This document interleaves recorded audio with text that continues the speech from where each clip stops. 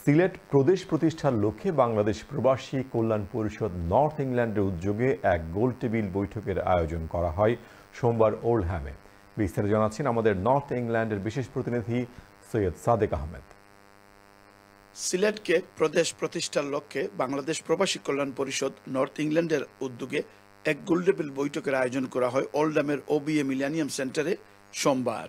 সংগঠনের সদস্য সচিব মুকিত চৌধুরী সিতুর সঞ্চালনায় বক্তব্য রাখেন আজিজুর রহমান দ্বারা, প্রভাষক মহসিন চৌধুরী, মতিউর রহমান শাহিন, জামাল হোসেন, নুরুল ইসলাম সুহাগ, লিয়াকত মিয়া, মোহাম্মদ নুরুজ্জামান, নানু মিয়া ও সাদিকুর রহমান সহ আরো অনেকে।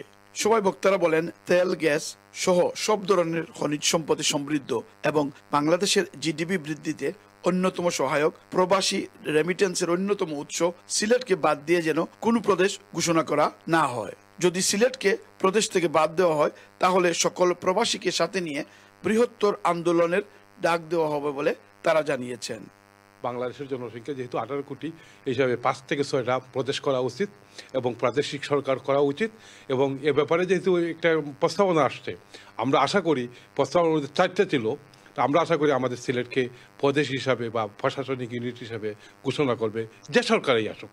যেহেতু সিলেটের আলাদা একটা সাংস্কৃতিক ঐতিহ্য এবং ভাষা আছে এবং আমাদের ভাষার একটা অ্যালফাবেট আছে এবং সিলেট একটা আলাদা স্বতন্ত্র ঐতিহ্যের পরিবাহক, এই হিসাবে আমি আশা করি যদিও বাংলাদেশে কোনো প্রদেশ গঠন করা হয় অবশ্যই বাংলাদেশের নাম থাকবে, আর যদি না থাকে কি করে রাখাতে হয় সেই ব্যবস্থা সিলেটবাসী অবশ্যই নেবে। বর্তমানে যারা আছেন বা আগামীতে যারা চেষ্টা করছেন প্রদেশ করার জন্য, আমাদের সিলেটকে রেখে আমরা কিন্তু ছাড় দেব না।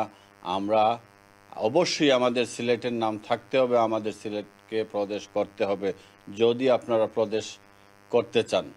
প্রবাসী ভাইদের সবাইকে জানাইতেছি যে আমরা সব ঐক্যবদ্ধ হইয়া আমরা ওইটার জন্য দাবিতে আমরা প্রতিবাদ সবাই একটা করতে হবে।